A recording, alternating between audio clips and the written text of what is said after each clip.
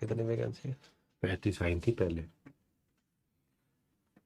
Hello बच्चों, स्वागत है फिर से हमारे जबरदस्त से चैनल पे एक और सेशन के साथ। तो आज हम बताने वाले हैं एनटीपीसी के बारे में कि एनटीपीसी की प्रीवियस ईयर्स में कट ऑफ कैसी रही है और आपको किस तरह से तैयारी करनी चाहिए जिससे आप अपनी कट ऑफ निकाल सके।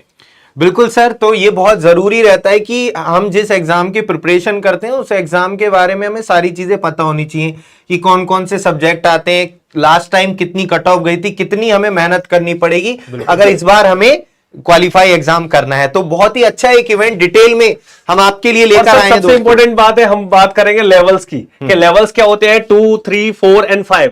तो लेवल सबके निकलने वाले हैं इस बार हमारे। चलो तो कैसे निकलेंगे लेवल ये देखते हैं। What is level in 2, 3, 4, 5, 6 in NTPC. तो आप देखेंगे कि दो तरह की पोस्ट होती है, एक होती है 12th पास पोस्ट, 12th पास बच्चों के लिए, एक होती है ग्रेजुएट बच्चों के लिए। तो यहां पे आप इन पोस्ट के लिए अप्लाई कर सकते हैं। 12th पास जो स्टूडेंट्स हैं, यहां पे जो 12th पास स्टूडेंट है वो लेवल 2 और 3 के लिए एप्लीकेबल होते हैं, जिसमें आपकी जो वैकेंसीज है एनटीपीसी 12th पास के लिए जूनियर क्लरिकल कम टाइपिस्ट है, अकाउंट क्लरिकल कम टाइपिस्ट है, जूनियर टाइम कीपर है, टीसी है या सीसी या टीसी है।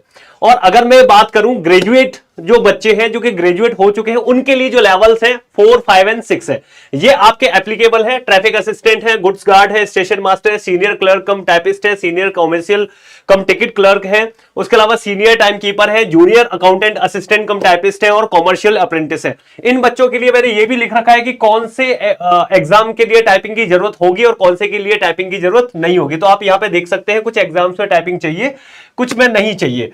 चलिएगा इससे आगे हम जानने की कोशिश करते हैं कि आपका सिलेक्शन प्रोसीजर क्या होगा। तो सर थोड़ा सा डिस्कस करेंगे। सर ये बहुत ही अच्छी बात है क्योंकि कई लोगों को अभी पता ही नहीं है कि कौन सी वैकेंसी किस लेवल में आती है। तो जैसा कि सर ने बताया कि 12th पास वालों के लिए भी एक सुनहरा मौका है यहाँ पर, केवल जिन्होंने 12वीं पास कर रखी है। 50% से ज्यादा अगर आपके मार्क्स हैं 12वीं में तभी आप फॉर्म भर पाओगे।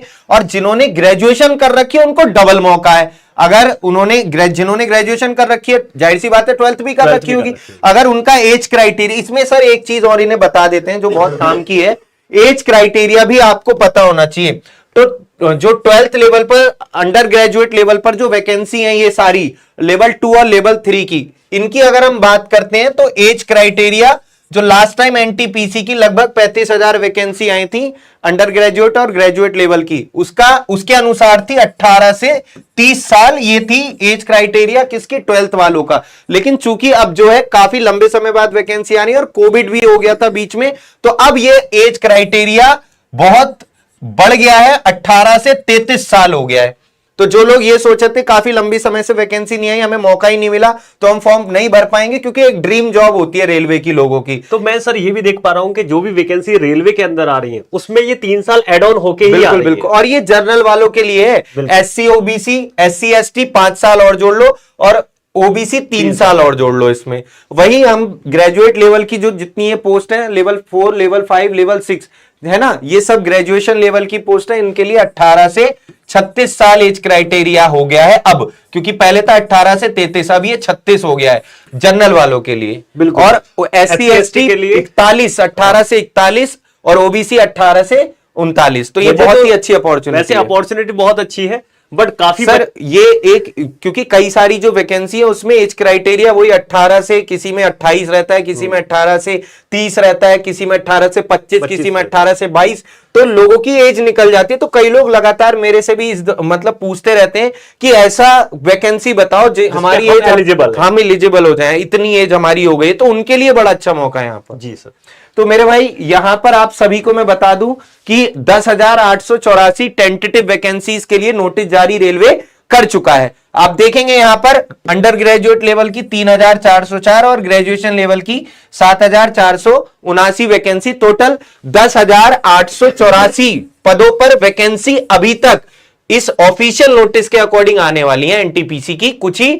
और अब तो सर जो जैसा कि जुलाई से सितंबर के बीच में वैकेंसी आनी थी, आपकी एनटीपीसी की, जेई की, पैरामेडिकल कैटेगरीज की, तो जेई और पैरामेडिकल कैटेगरीज तो आ गई। अब बारी किसकी है? एनटीपीसी की। मतलब आजकल में आपको जरूर मुझे लग रहा है कि बच्चों ने जिस तरह से अग्रेशन दिखाया, उसके बाद रेलवे है अपना ट्रैक पे सारी और सर ये सबसे अच्छी बात पता है क्या है? हर साल आएंगी, हर साल, मतलब ऐसा नहीं है, अब हर साल आएंगी, कैलेंडर जारी हो गया, कैलेंडर के अनुसार, ये बड़ी अच्छी बात है। तो मेरे भाई अब हम आ जाते हैं, आप लोगों को कितनी मेहनत करनी पड़ेगी। आपको पता है, जैसे सर ने अभी पीछे बताया भी था कि इसमें आपका पहले सीबीटी फर्स्ट आपको क्वालिफाई करना पड़ेगा, चाहे आप अंडर ग्रेजुएट लेवल हो चाहे ग्रेजुएट लेवल हो। उसके बाद आपका सीबीटी सेकंड आपको क्वालिफाई करना पड़ेगा। उसके बाद जिन पोस्ट के लिए, जैसे सर ने अभी दिखाया भी था, टाइपिंग है कुछ पोस्ट के लिए, कुछ पोस्ट के लिए सीबीएटी होता है, जिसे साइकोमेट्रिक टेस्ट कहते हैं। ठीक है, स्टेशन मास्टर, स्टेशन मास्टर हो गया, गुड्स गार्ड हो गया। गुड्स गार्ड में है सर, उसमें यहाँ पे दे रखे हैं सर, एक बार देख लेते हैं। सीबीएटी गुड्स गार्ड में थोड़ा ग्रेजुएशन पोस्ट है उनके लिए जो गुड्स गार्ड्स है यहाँ पे, अच्छा सीबीएटी का नहीं दे रखा है। सीबीएटी शायद गुड्स गार्ड में नहीं है, नहीं है। बाकी एक बार ना कंफर्म भी इसमें बता देंगे। स्टेशन मास्टर का तो पता है कि सीबीएटी है, उसमें साइकोमेट्रिक। गुड्स गार्ड में शायद नहीं है, गुड्स गार्ड में केवल आपका यही है। आई थिंक ट्रैफिक असिस्टेंट के लिए हो सकता है। इसमें केवल सीबीटी 1 और सीबीटी सेकंड है, उसमें ना टाइपिंग है ना आपका क्या नाम है, साइकोमेट्रिक टेस्ट है। और यहां पर अगर हम बात करें तो टोटल वैकेंसी इतनी है। और ये सबसे बड़ी बात है सर, ये थोड़ा सा बताइए कि बच्चों को किन किन सब्जेक्ट में मेहनत करनी है। बच्चों आप यहां पे देख सकते हैं कि सब्जेक्ट है आपके पास 4 बेसिकली देखा जाए तो, जिसमें 3 सब्जेक्ट बेसिकली क्या क्या है, मैथमेटिक्स है, जनरल इंटेलिजेंस है और जनरल अवेयरनेस है। मैंने चौथी इसलिए बोला क्योंकि इसमें आजकल साइंस का वेटेज काफी ज्यादा रहता है। ये बात अच्छा, मैं कह रहा था 4 क्यों बोल रहे हैं, इसीलिए मैंने उसको अलग करके दिखा दिया। रेलवे में सर साइंस का अच्छा खासा वेटेज रहता है, चाहे वो एएलपी हो चाहे वो, तो यहाँ पे हिडन है ये सब्जेक्ट, जनरल अवेयरनेस के अंदर ही साइंस है और साइंस काफी अच्छे लेवल पे पूछी जाती है रेलवे में, इसीलिए मैंने अलग से 4th बोल दी है। बाकी आपकी जो सब्जेक्ट है 30 आपके सॉरी इसमें आपके 30 क्वेश्चन आएंगे, उसमें 30 क्वेश्चन आएंगे और जनरल अवेयरनेस में 40 क्वेश्चन आएंगे। टोटल मिला के 100 क्वेश्चन है और आपके सेम मार्क्स के यानी 100 मार्क्स के हैं। आपको 90 मिनट यानी 1.5 घंटा आपको पेपर को करने में मिलेगा। जो बच्चे स्टेज फर्स्ट को क्वालिफाई करेंगे वो आपके स्टेज सेकंड के लिए एलिजिबल है। और स्टेज सेकंड में 1.5 घंटे का ही पेपर होगा, लेकिन क्वेश्चन बढ़ आएंगे, 120 हो जाएंगे, 35, 50। बिल्कुल वही आपका एक तरीके से सिलेबस भी सेम रहता है, बस थोड़ा सा लेवल बढ़ जाता है ना। लेकिन आप लोगों की अगर तैयारी अच्छी है तो आप लोग आराम से कर लोगे चीजें। दिक्कत कहां पर आती है, कट ऑफ बहुत हाई जाती है, कट ऑफ हाई जाती है क्योंकि ऑल ओवर इंडिया फॉर्म भरता है इसमें, है ना। जैसा कि आप सभी को पता है, बहुत बड़ी, जैसे लास्ट जो ग्रुप डी हुआ था सर, 1 करोड़ के समथिंग फॉर्म चले गए थे। तो रेलवे में भरते ही है फॉर्म। हाँ, रेलवे में बम्पर फॉर्म भर जाते हैं। जो है एज क्राइटेरिया भी बढ़ गया है, तो वो भी है। 1/3 की निगेटिव मार्किंग भी इसमें रहती है।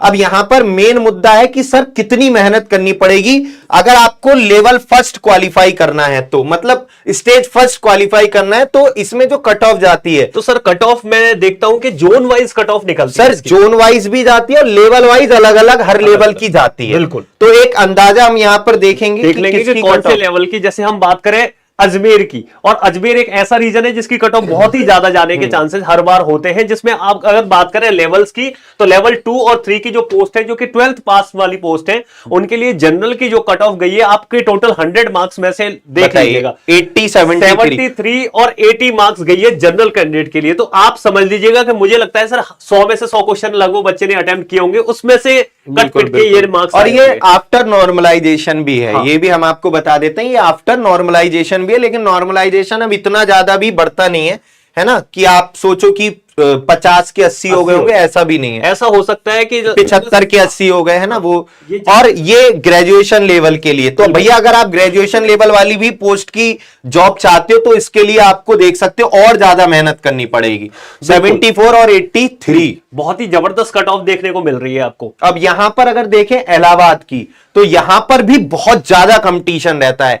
इलाहाबाद में भी सबसे ज्यादा एक तरीके से सर हम मुंबई, इलाहाबाद, इनका कंपटीशन अच्छा रहता है। इन कट ऑफ से देख के बच्चा एक फॉर्म भरते टाइम भी ध्यान रखना चाहिए कि कौन सी कट ऑफ कहां कितना वेरी कर रही है, तो उस हिसाब से फॉर्म भी अप्लाई कर देना चाहिए। क्योंकि रेलवे में म्यूचुअल ट्रांसफर तो हो जाता है, म्यूचुअल भी होता है। हाँ, अगर आपको जॉब चाहिए तो आप ऐसा भी कर सकते हो, ये मत सोचो दूर है पास है। एक तो होता है कि मैं 90 नंबर कर ही लूंगा। तो भैया आप तो घर के पास भर दो, बिल्कुल बिल्कुल है ना। जो ये कह रहा है कि मैंने 90-85 आएंगे, तो वो तो अपना होम टाउन ही, मतलब होम जोन ही भर दे। इलाहाबाद के हो, इलाहाबाद का ही, मतलब इलाहाबाद के आसपास हो, यूपी से हो तो इलाहाबाद जोन डाल दो। लेकिन अगर कोई बच्चा ऐसा है वो जिसकी प्रिपरेशन इतनी अच्छी नहीं है, उसे लग रहा है यार मेरे तो 50-60 के आसपास ही बनेंगे नंबर, तो वो मुझे लगता है कि वो ऐसे जोन से डाले जहां की कट ऑफ कम रहती है। अभी देखेंगे कहां की कम रहेगी। तो यहां पर ये देख सकते हैं अंडर ग्रेजुएट लेवल की यहां पर 75-83 और ग्रेजुएशन लेवल की 76-88 सर। ये मतलब लेवल 6 की कट ऑफ यहां पर 88 गई है। तो यहां पर हम देखें चंडीगढ़ की, तो चंडीगढ़ की भी अच्छी खासी यहां पर कट ऑफ गई है, आप देख सकते हैं।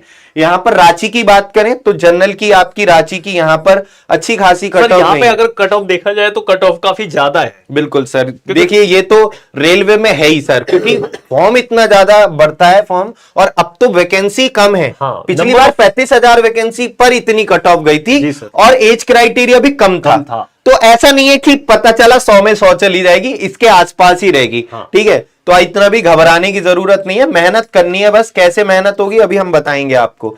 तो ये आप देख सकते हैं त्रिवेंद्रपुरम की, जैसे यहां पर दूर है ये, तो ये कट ऑफ कितनी कम गई है।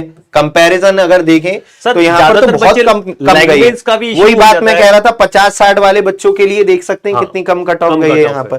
तो ये बड़ा अच्छा मौका है आपके पास। यहां पर आप देख सकते हैं भुवनेश्वर की भी बहुत कम ही गई है एक तरीके से, बाकी से कंपेयर करें, है ना। कोलकाता की भी आप देख सकते हैं, कोलकाता की ये आपकी जो है अंडर ग्रेजुएट और ये ग्रेजुएट लेवल की सर 4 ये भी ग्रेजुएशन में आ जाएगा, ग्रेजुएशन में आएगा।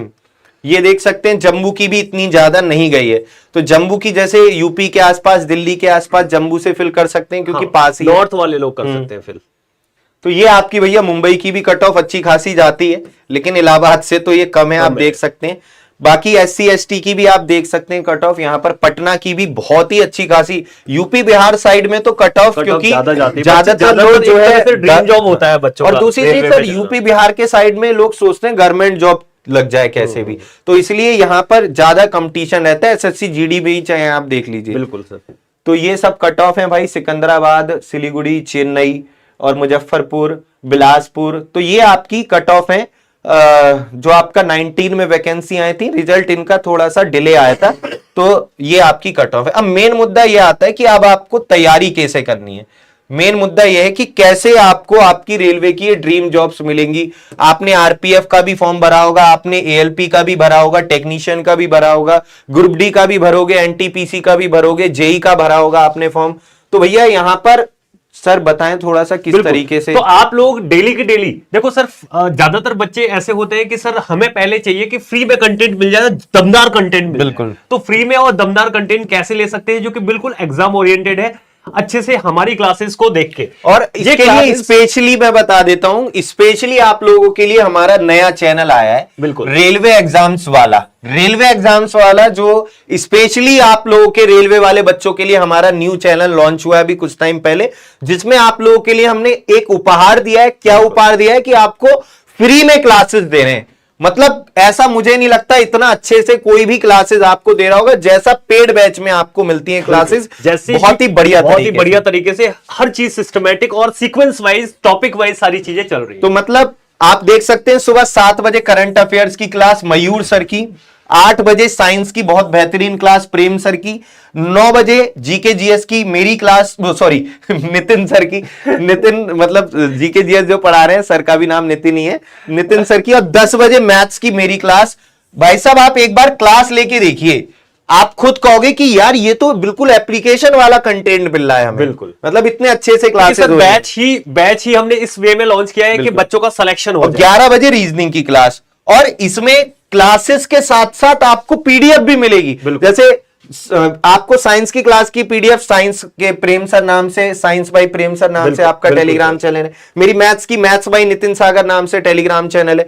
तो मतलब सबकी PDF भी आपको ऑफिशियल हमारे टेलीग्राम चैनल मुझे लगता है सर बच्चों को एक बार चैनल और खोल के दिखा देना चाहिए, अगर जिससे बच्चों को आइडिया लग जाए कि कौन सा चैनल है और कैसे आप प्लेलिस्ट देख सकते हैं। बिल्कुल सर, तो यहाँ पर हम आपको दिखा आप लोगों को आसान रहेगा हमारे चैनल को एक्सेस करना, और उस पर जो जबरदस्त कंटेंट हमने पढ़ाया उसकी प्लेलिस्ट वाइज आप क्लास देख सकते हैं। देखो आपको YouTube पर रेलवे एग्जाम्स वाला सर्च करना है, रेलवे एग्जाम्स वाला।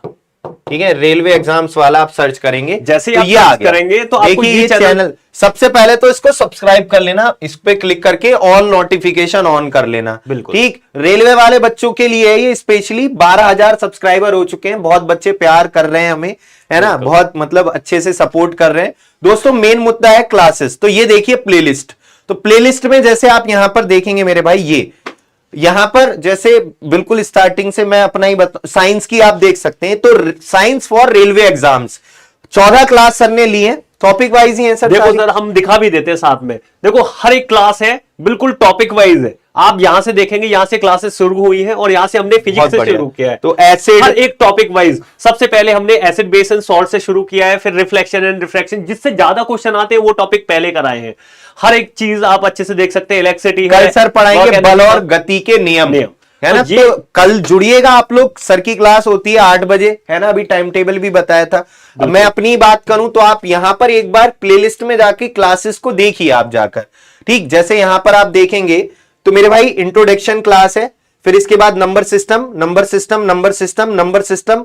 आप यकीन नहीं मानेंगे, मैंने नंबर सिस्टम आपको 17 क्लासेस में नंबर सिस्टम पढ़ाया है। मतलब इतना डिटेल में, इतना बढ़िया तरीके से, एग्जाम ओरिएंटेड क्लासेस।